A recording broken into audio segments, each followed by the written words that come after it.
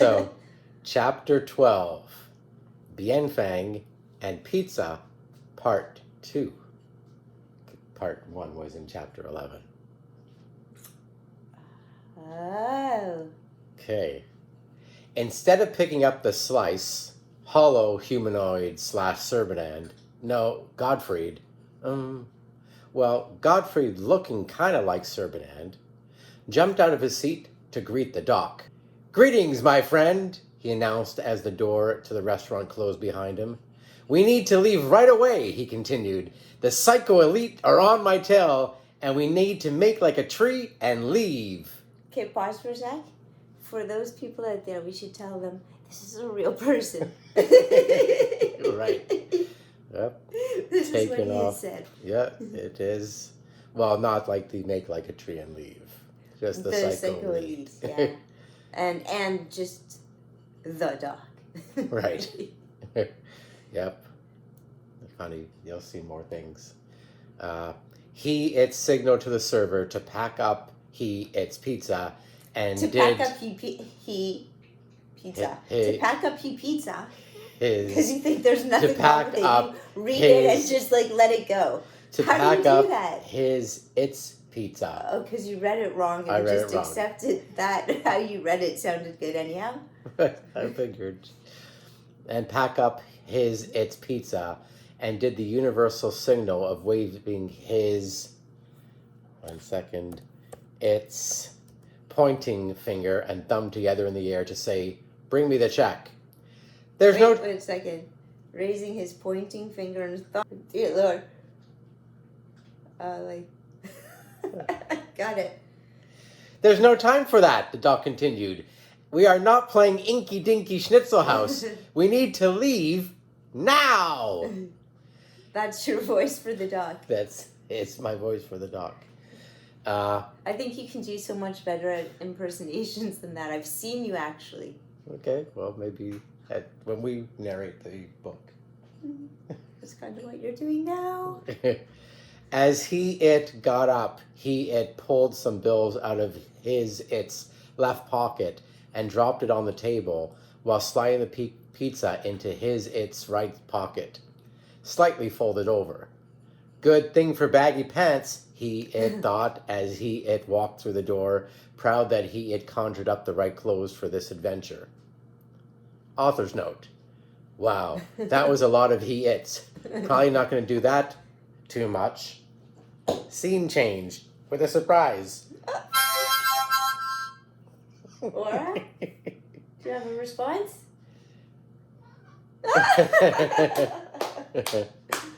Serb could hear the swishing of food literally turning into liquid. The machine whirled and twisted as it broke down every fiber and particle from its solid state into a warm, oozing drip. "It sure is a time saver," he thought in his head, which ended up also being uttered by his outside head voice. "No mess, no cleaning up of cakes or on dishes, no cutlery, not even a fork, even those really tiny kinds. Who uses those anyways?" He sang. I like the tiny kind. They're so cute. And the You little do. spoons. And yeah, that's what we use it. We actually use those things, Jeff. Well, he sang it, half laughing with a huge smile on his face. Just some random wonderings. Funny. To the left of the doorway was an assortment of boxes, bins, and empty containers that would excite any cat into a state of ecstasy. There were also long ones, short ones, a few triangles, and a bunch of circles. Immediately after surveying the colorful pile, their noises pointed them to the right. The scene that played out would put a smile on anyone's face. There were 6 pigs. Well, 2 grown-ups and 4 piglets. Scanning the mud pit, only their snouts, ears, and eyes were visible. Since those are part of their head, we could also just say their heads were visible. What was striking is they all had huge smiles on their faces. Smiles between snorts of glee. As the group walked over to the fence surrounding the mud pit, the pigs were now in dance mode. mud being kicked up from their hooves and shaken off their bodies. Two of the piglets charged at each other and then dunked into the mud and seemed to lay down on their sides and swayed back and forth, shooting black and brown mud everywhere. I watched a whole bunch of videos to see how pigs play. Really? That's what you investigated? I did. Servanan loved what he was watching. They acted as though they didn't care what they looked like or what anyone else thought and just descended into a place of utter enjoyment and fun. Servanan loved what he was watching. They acted as though they didn't care what they looked like or what anyone else thought and just descended into a place of utter enjoyment and fun. "Me too!" Servanan shrieked and jumped the fence, landing waist deep in the ooze. He then let out an unexpected shout, "Bladder shamonti!" and dove face first into the giant puddle. Luckily, it was about 3 feet deep, and he missed knocking himself out as his face slid along the cool, slippery, and so gooey mud floor. The two older pigs snorted some instructions to the little ones, who then obediently ran away, somewhat giggling. Becky and Jono, that is what they answered to. 1 second, I just need to change that. Becky and Jono, that is what they answered to, both ran full speed. Well, more like swam full speed directly at Servanan and rammed him from both sides. Aww. He let out a little breath as the air was knocked out of him. He then burst into laughter and attempted to ride Becky. Aww. Jono, never witnessing something like this in his life, realized he had 2 key responses: watch and see what happens next, or charge the intruder. Before deciding which action to take, he looked over at the piglets and the other humans standing around the fence. Seeing their faces in both what he understood to be shock and amusement, he decided to join them. He backed up to the little ones, keeping his eye on the scene, and let out some snorting chuckles. Becky was not going to have any of this. Firstly, he didn't ask permission. Secondly, he did not offer any form of payment or treats. So, as Servanan leaped into the air, Becky ducked and watched him pass over and land against the side bank of mud pit.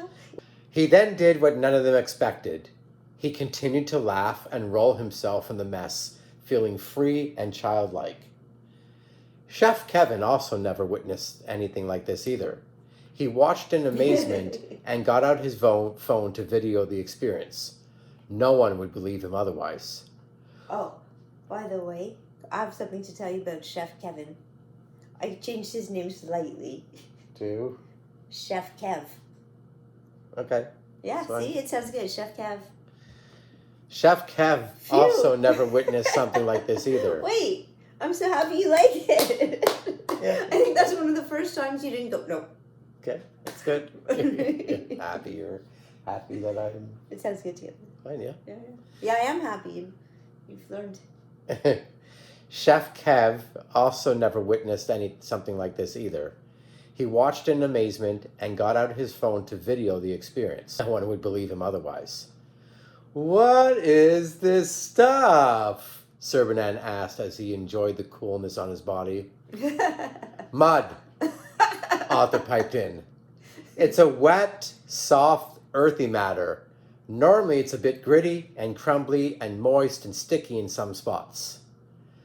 "And stinky, yes, definitely stinky," Orville continued. Wait, that is definitely not Orville's voice. Well, No, sorry. No. You have to do that one again. "It's stinky, yes, definitely stinky." It kind of sounds the same. Try a little That's higher. as high as I go. Yeah, the Orville is your character, so you'll have to do him when it's your turn and your I've Orville actually voice. never ever practiced Orville. Oh, you'll have to. Okay, take it away. So, Orville continued. Can you do that line again? "And stinky, yes, definitely stinky," Orville continued. "And one more thing," Chef Kev added. "It's not just mud." Oh, they all seem to say in unison, followed by a deeper, more knowing, oh. With that image floating in their collective minds, Serbanan decided that maybe it was best for him to get out and get cleaned off. With sportsman efficiency, he jumped out of the pit right over the wood fence enclosure to land knee first on the grass, which was somewhat soft. Unknown to any of them, the video went viral on some obscure network called Accountable You and became a #1 hit. Over 820 million views, followed by thousands of videos imitating the scene.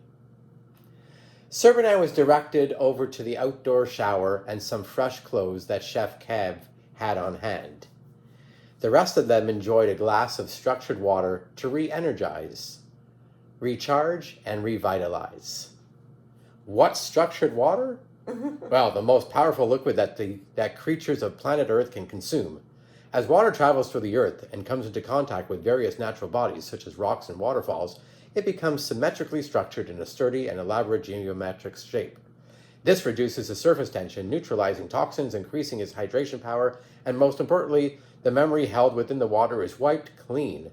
Since water is life's primary element and has a connection to everything on Earth, living or non-living, structured water creates greater flow of energy as it connects with the internal body too. That needs to be in italics. That was a lot of information. It was.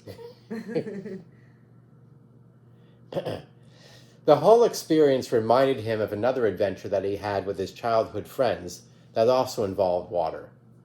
It was another ridiculous adventure with Bernard and Dantau. You see, they had contemplated for years of ways of finding a secret doorway or passage to another reality, maybe another dimension.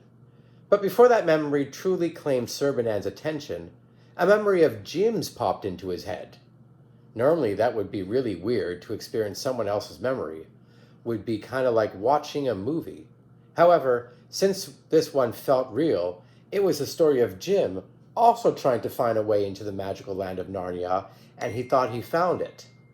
So once, while escaping the boredom of class, Jim wandered around school aimlessly and found what appeared to be a secret passage. The boredom, did you say? Yeah. Okay. So once, while escaping the boredom of class, Jim wandered around school aimlessly and found what appeared to be a secret passage in the wall of the library. Well, he did have to move a few tables, racks of books, and a carefully placed painting. He also played a round of what he and his friend Jim, yeah, that is another story for yet another time, were chair wrestling. What is chair wrestling? Well, that's when you pretend a few wooden chairs are wrestlers and place them on a big long table. Make sure it's sturdy, Jim and Jim learned that after several painful lessons. Then you get up on the table, standing as tall as you can, and fight the chairs. We did this. We would book out the room at the back of the library that actually had a glass wall so people would see what we were doing. And we'd go on the table and we'd set up the chairs and we would chair wrestle. But you were standing on the ground. No, we were standing on the table. You stood on the tables holding the chairs. and tried to get each other off with the chairs? I don't even know what we were trying to do. But Jack Just typically would like try to pile drive something in some weird way. While holding the chair. Yeah. And sometimes the chairs would get thrown across the room. So there would be noise and then people would look and then would get detention. So anyway. It sounds like you were a remarkable child. So make sure it's sturdy, Jim and Jim learned that after several painful lessons. When you get up on the table, standing as tall as you can and fight the chairs, which usually means screaming pile driver and taking down one of the chairs. Sometimes it's also meant picking up one of the chairs, spinning it over your head about 3 or 4 times and tossing it down or across the room while yelling, body slam. So after a round of chair wrestling, he just couldn't let the opportunity like that one pass by. he entered the secret passage. His hope was that he would not get stuck, and to make that even more reality, he stripped down to just a t-shirt and underwear, and the fit was quite tight. No. Next. I'm pretty sure we already used this. No, we added it in. You added it into book 1. No, I think we took it out. No, but then in the revision we put it back in. No. Here I'm saying more of the story. Nope, but he already took off his clothes for the tight fit. Just listen to the story. Yeah, I'm telling you, it's back in. Listen to the story. Well, at least that line. Listen to the story. You gotta modify that line. No, just listen to the story. It's gonna happen. Something's gonna happen. Yeah, that's you'll for listen. Sure. I am listening, but I'm pretty sure we used it. Jim then followed the pathway of hallways within hallways. One section even went upwards on a slant and then back down over more overlapping halls. This seemed to be taking hours, and then he saw what appeared to be a doorway illuminated around the frame. He aimed for it and thrust himself out the passageway into what is the women's washroom. Oh, Mr. Stressed! The teacher's lounge. Hey, by the way, how am I doing here? Oh, 1 second. Oh, what happened, Jeff? Happened. Stuff is happening, okay? There's stuff happening, okay? Hey! By the way, how am I doing? I've been very subtle when I entered into the story. I think I'm doing quite the superb author job, if I do say so myself. This taking over thing has been fun. All right, I even used a flashback from book 1 to tie into the story here in book 2. Now that's ingenious. I won't steal the show. Back to the story. What did you do? What did you I used a flashback from book 1 as a flashback in book 2. Okay, I'll connect that in a little different. Okay. You understand? So you already wrote my confusion into the script. Yes. So the time that Serbanan, Bernard, and Danto experimented with the channels to the unknown, it turned out to be a little bit more dangerous. We can play around with this scene to make it more fun, okay?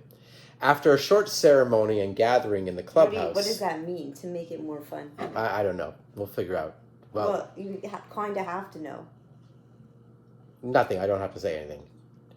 You just did. You said something to doesn't me, matter. so I'm just curious what it is. Just scrap it. It doesn't matter. I can't. I had the wrong thought. Called me. What was it? I already made the change into the story, so you don't have to do it. I already did. So I wouldn't have to do it. That's nice, Jeff. Thank you. So the time that Serbanan, Bernard, and Danto experimented with the channels to the unknown, it turned out to be a little more dangerous. After a short ceremony and gathering in the clubhouse, which sat at the far edge of Bernard's parents' property, they decided they were going to explore something completely different. They thought... I just heard you make a sip noise. I did. They thought, I was part of the they at the time. They thought they would try exploring the possibilities of the sewer system. Wait, pause. You sure we took this one out of book 1? Yes. Positive? Then we didn't put it back in? It's not in it. I kept it for book 2. I'm going to have to double check on that. You can. We took it out. I can ask Stephanie. She just read it. You don't need to. The book 1 is right over there. But that's not the updated version. Yeah, but we took it out. No, I think we put it back in. Not of this part. Yeah, I think I felt bad because I wanted it. I suggested it, and then I felt bad and we put it back in after. No. We'll find out. Yeah, you can find out. But I have to find out, so we got to double check that. I'll ask Stephanie because she probably knows. Well, all you have to do is do a search in book 1 and look for sewer. You would think that that's all you have to do. However, my search crashes my entire app. Okay. So anyway, let me get back to this. Okay. They thought they would try exploring the possibilities of the sewer system. Perhaps that will lead them to the gateway to another dimension. What they really should have done is listen to the weather report. Well, you'll soon find out why. They prepared themselves with all kinds of survival and important things and stuff. Collectively, they brought flashlights, torches, matches, and a lighter, a survival kit, rope, and some snacks, dark chocolate with macadamia nuts, and a bag of red licorice. Bernard also attached... I know that. Bernard also attached a flashlight to a construction helmet and wore it on his shoulders, so that not only would he have a light, but if he encountered anything harmful, it would look like he had two heads, and most likely run away. Of course, unless, of course, it also had two heads.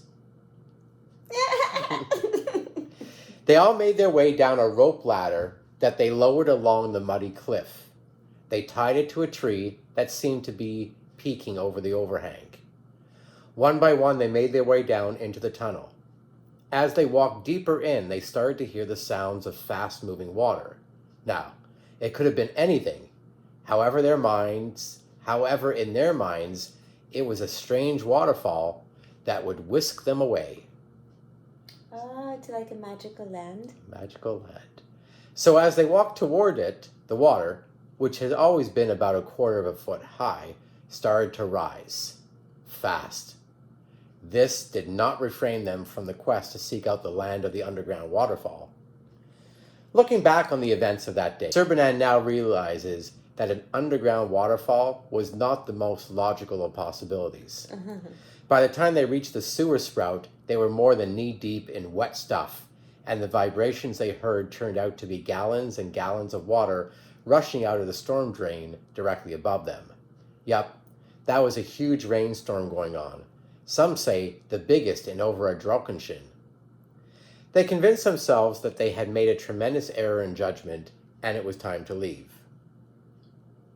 You're turning away because you don't want to show your face well, right? Right. Because the bottom is clear. It's clear. Yeah, it's I do that the wrong trick, glass too. for videos. Without going into too much detail, let's just say their trek back through the black and rusted fluid had risen to waist level. They were so lucky they brought some rope in the survival kit, which Dantau somehow managed to tie onto a fence. One at a time, like Tarzan, they jumped, caught the rope, climbed it to where it met the rope ladder, and pulled themselves out of the mess. Oh, that reminds me of a little story of my own. May I share it with you? Okay. In kindergarten, there was one of those ropes that went up to the ceiling. Yeah. I was the only person in the class who was able to get up. Oh, It was a really big deal. Yeah, I remember those ropes. I loved them. Then you would have done great in the story. Oh, I should have met you way back then. Yeah. And just as quickly as the memory came in, it faded away, and Serbanan was right back in his current reality, all fresh and clean.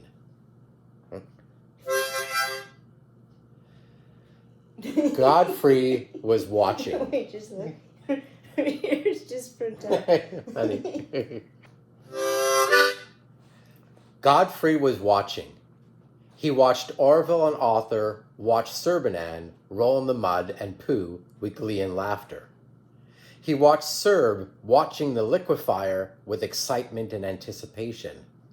He watched Godfrey watch hollow humanoid Godfrey watch the front door of the restaurant with inquisitiveness and intensity of uncontrollable energy and amusement. He was watching, waiting, strategizing for the perfect moment. He had one shot to make the perfect impression, the right opening. They are all so close to experiencing Bienfang, and before that happens, the game has to come to the exact point of no return. Otherwise, they need to start all over again. It's really one fun-filled, sometimes life-threatening adventure. It's embedded with lessons that run deep and can only be accessed once the player discovers the rules. Those rules were hidden deep within and directly in front of them the entire time, right from the start.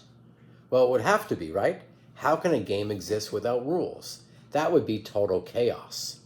The rules were simple and were written by Godfrey so long ago that the true meaning has been lost.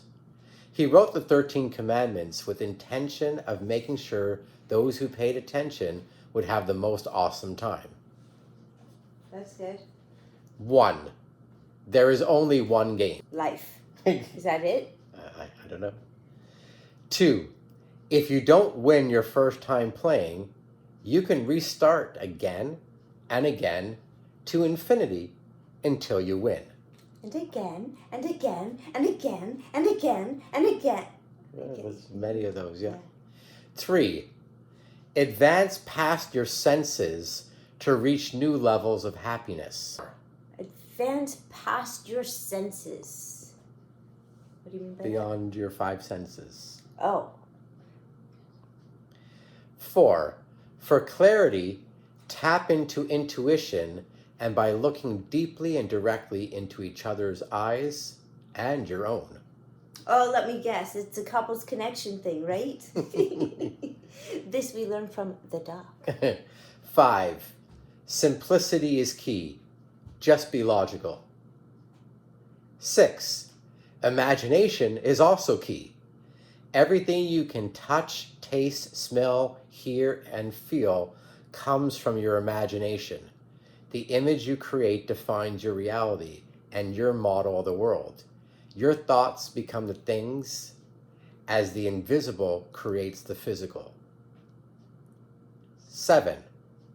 Constantly unlearn and relearn by changing the way you continually look at things. 8. Learn your lessons along the way or repeat them again. Your choice. 9. Mind your own business. What others think of you is none of your business either. 10. Love yourself first and foremost before anyone else or anything else. 11. Put your mind to your heart and your heart to your dreams. That's my email address. 12. Laugh, smile, and have fun. 13. Do ridiculous. Oh, yeah. They are almost ready, he thought. One unifying action will join them all together. One thing that they can all do at the same time that will unite the threads of life, the universe, and everything. Everything. One blend of emotional energy that will burst through all cosmic waves and lovingly open the fabric of the universe itself. Maybe. It's never been done before. With the Earth School on some bizarre lockdown, no one else will be around to see what happens. That's a good thing, he thought. It's all working out just perfectly. Godfrey started to gather the emotional resonance of glee and laughter, excitement and anticipation, inquisitiveness, and the intensity of amplified energy and amusement. The rumble began in all existence.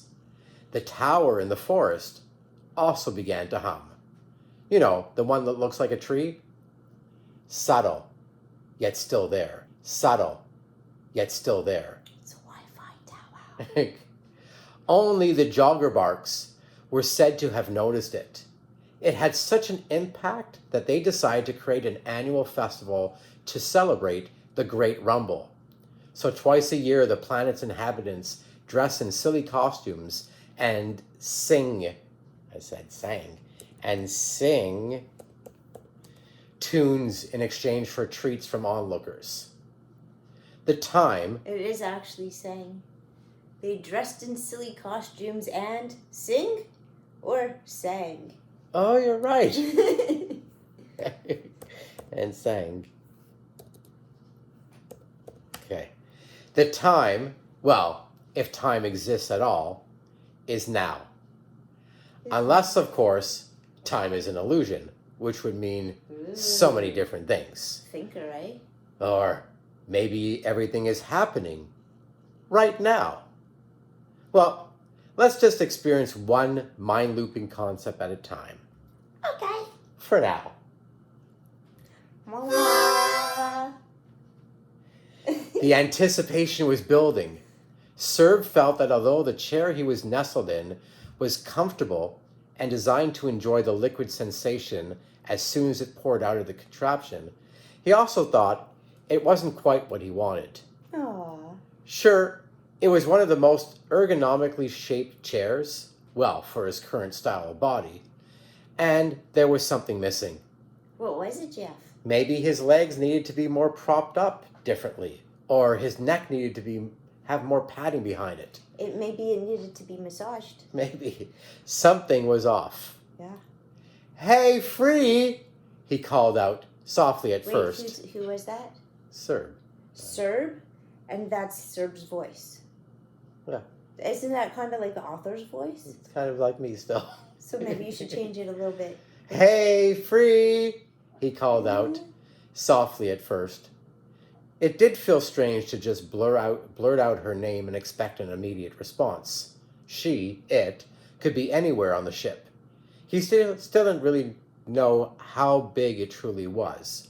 There was so much more to explore. You called! Free's voice sang all around him. I'm pretty sure that sounds the same as Serb's voice. No. You don't think so? No. Here, just give me them both. Do one line You of each. called! Free's voice sang all around him.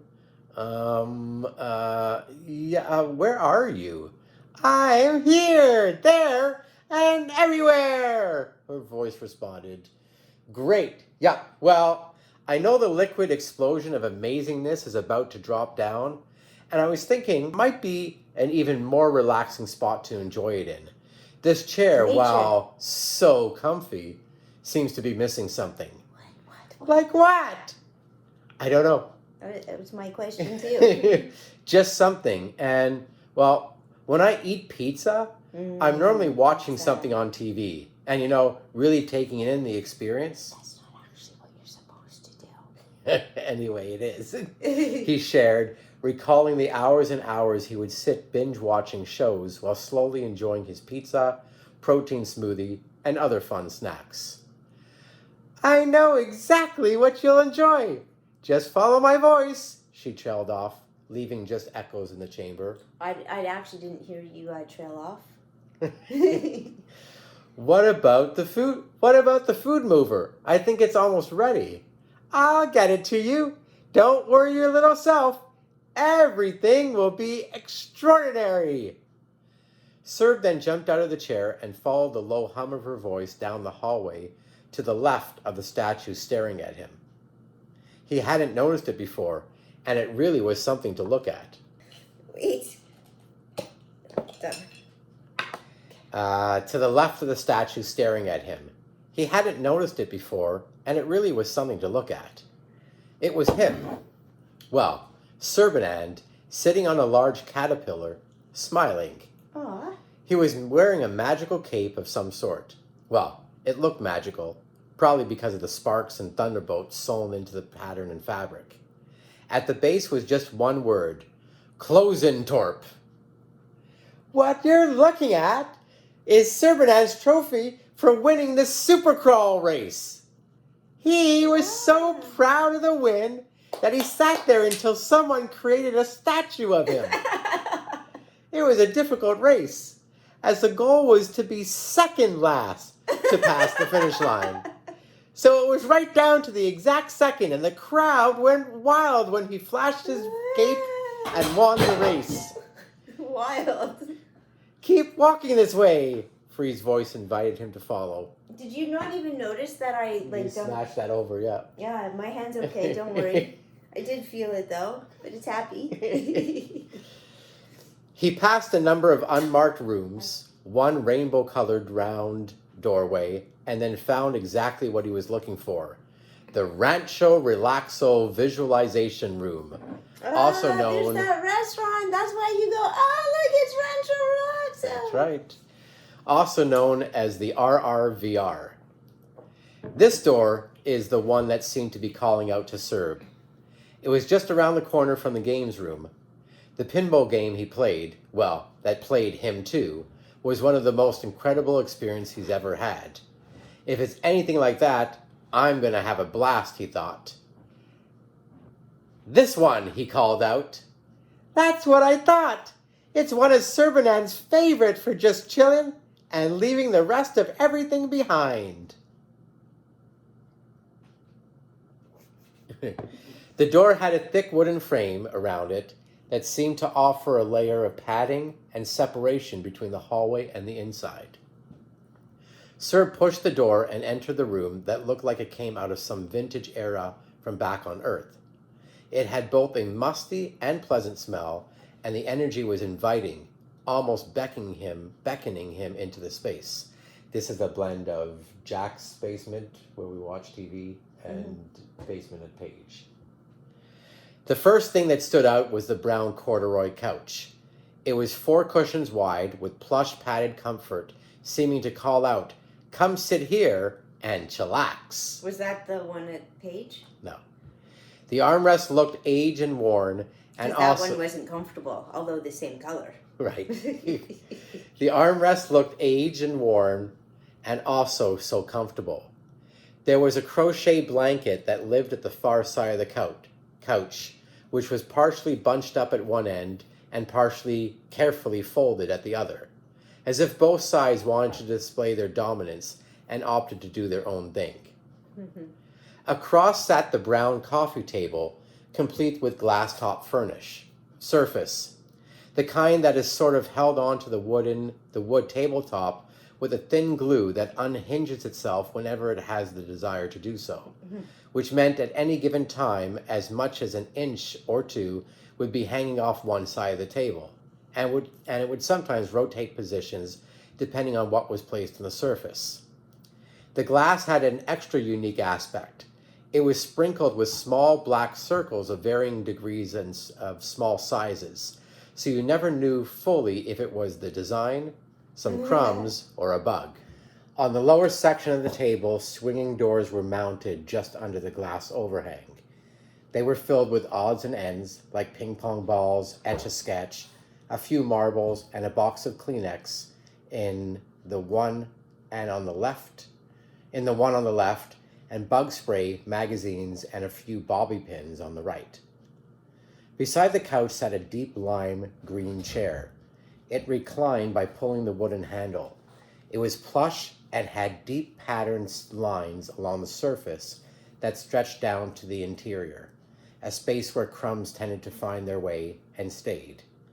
Serb sank himself into the chair and pulled back the handle. The cushioned leg rest swung up and caught his legs, which fit perfectly, and blanketed them with a feeling of comfort and relaxation. To the left was a small side table, also made of wood and glass.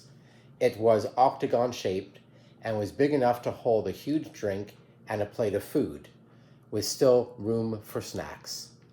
He watched Free stroll across the purple carpet and place the drink right beside him on the table. The carpet, while plush, was also stringy, fibrous, soft, and hard in parts. The results of years... I had purple carpet, Jeff. Oh. In our bathroom, in the purple bathroom. You didn't know it when it had carpet. You only knew it when it had floor, but at one point it was carpet. Oh. Purple. Purple. Wait, and it was like the shaggy kind. Similar to this. Yeah, that's interesting, isn't it? Yeah. How you knew. I never talked about it, I don't think. Nope. The results of years of spilled food, splashed drinks, and gophertizers that boiled over. Jeff, this just in. I'm no longer sure if that's true. I don't know what I'm remembering. I don't know if that's true. Like, why would there be carpet in the bathroom? Isn't that yuck? I think that was a 70s style. Indeed. Really? Yes. Oh, so then I was right? I'm going to ask my mom. You I'm going to ask her tomorrow, yeah. It added to the ambiance. Directly across from him was a wall of dark wood shelves filled with movies, books, and assortment of games. This was your basement. Oh. It took up the entire wall, except for where the TV lived. It was quite large and was built into the unit. Did you say anything about the chalkboard? No. And that also had giant speakers on either end and up above. Because that was the unit. The chalkboard was right in the center of it. Well, don't remember. I think you called it a TV. I did. There was a grouping of antennas on top of the TV which picked up signals from all over the universe. The TV was ancient, and there was no clicker, just some really big dials under the screen with a switch to make it turn, which means choose a show and stick to it, or constantly get up and sit back down. As Free made her way out of the room to let Serb enjoy his meal, she switched on the TV to one of Serbanand's old favorite movies, The Hitchhiker's Guide to the Galaxy. The second one, not the silly first one. Or is it the first one, not the silly copy of the first one, which is a copy of the radio show, which is a copy of some plays, which is a copy of the book? Well, either way... I think we did that joke already. No. I've heard that before. Have you read me this part yet? I might have. Well, either way, it was one of his favorites, and she heard the first laughs as she gently closed the door to the RRVR. Oh. The cleaned up version of Serbanand was now ready to finally enjoy some pizza. He was ready. And although pizza can be found in certain sectors of the universe, each time he was in those locations, he was also in escape mode from some kind of parade of authorities. This was now the time that he would dive in and make the most of it. "Are you all ready to order?" Chef Kev asked. Oh, good job, Jeff. Jeff. Well, me and Orville, or is that Orville and me, or is it we? And if it was we, does that make it sound like we're a couple? Or would you think that it is all of us here in the room? Or, wow, I'm sorry. I guess I'm really excited for this treat. We will go for the Hawaiian, of course. Uh-huh. Well, that is exactly what I would have chosen. Let's get two of them. I have this deja vu feeling that one just isn't gonna do it. Who said that, Jeff? Author. That's author's voice? Wait a moment, just wait, Orville sang in a squeaky, loud, and authoritative voice. Huh? Said Chef Kevin. So, let me get this right. Without putting up a fight, you're gonna stand right here without a care and order food made out of friends in the poo? I'd say that's cuckoo.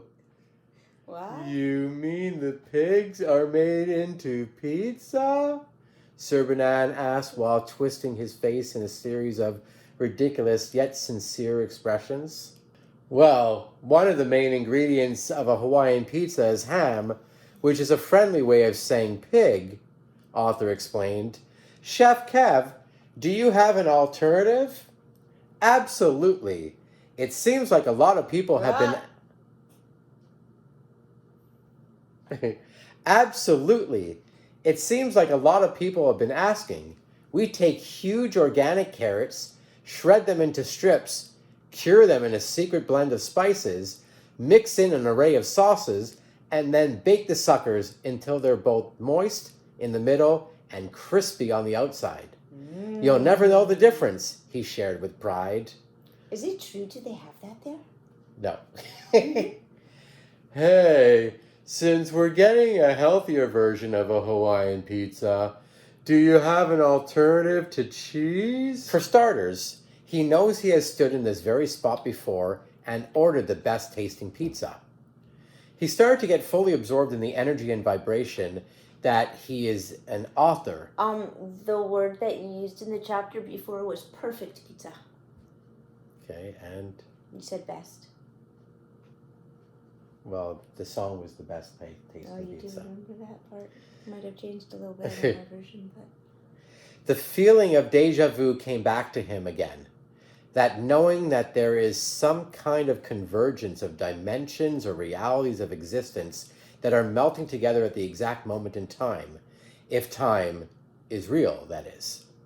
He felt like everything suddenly was one big illusion, and he was really just back home, wrapped tightly in his covers, feet tucked in, watching a really weird science fiction show. Then, as quickly as it arrived, the feeling was gone. Fleeting, as they say. Right. I need to educate people with my books about this, his thoughts continued.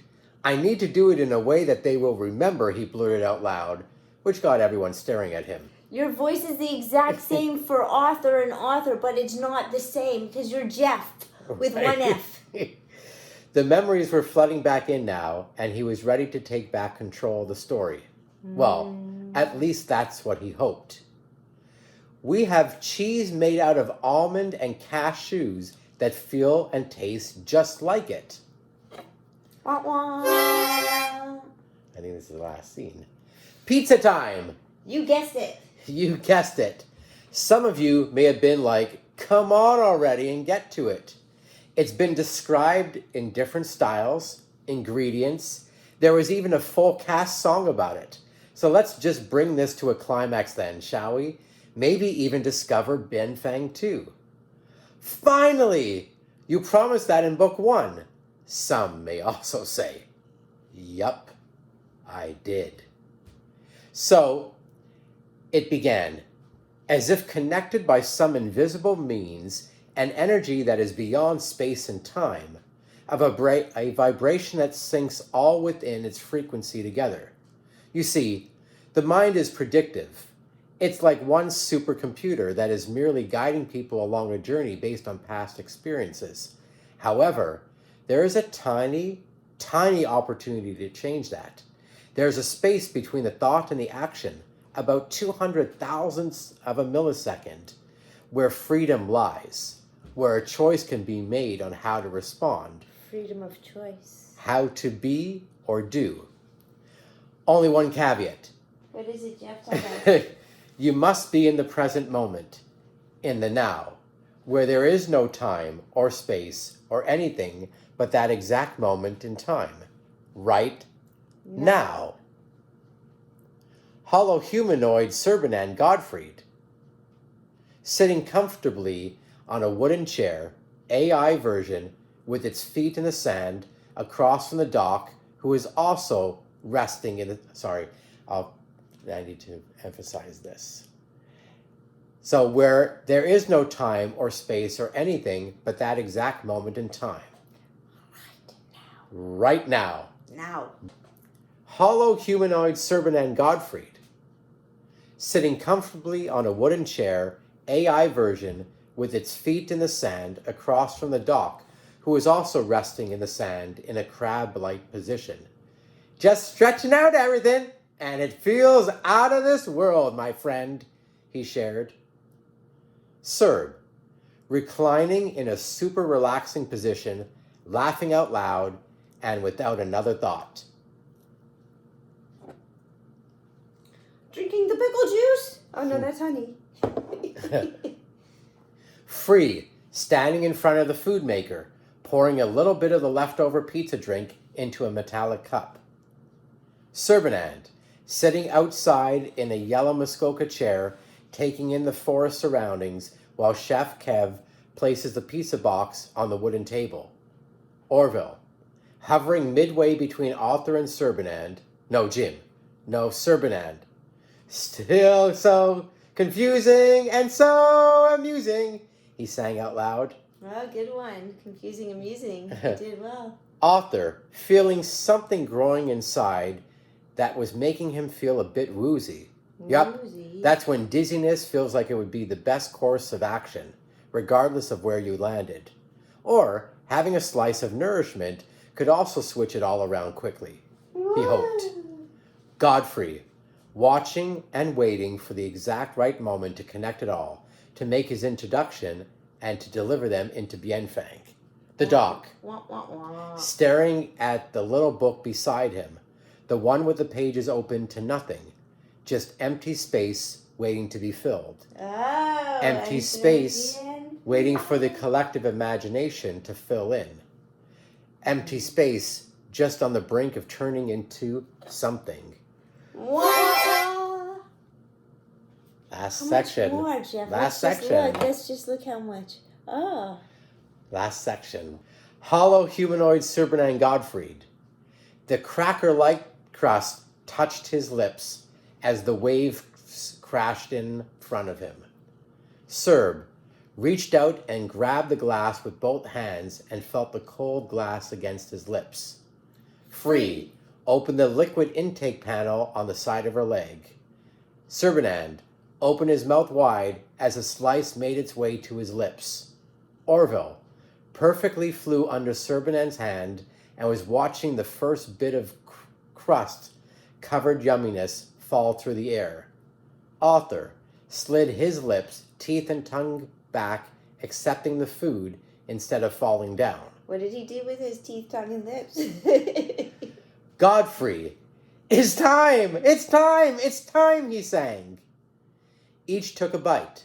Well, one had a sip, and one had a tank fill up. All were in a state of momentary bliss, harmony, gratitude, and peace. Except Arthur. He disappeared. Oh, wah, wah, wah. Wah, wah, wah. End of the chapter. Good, Jeff.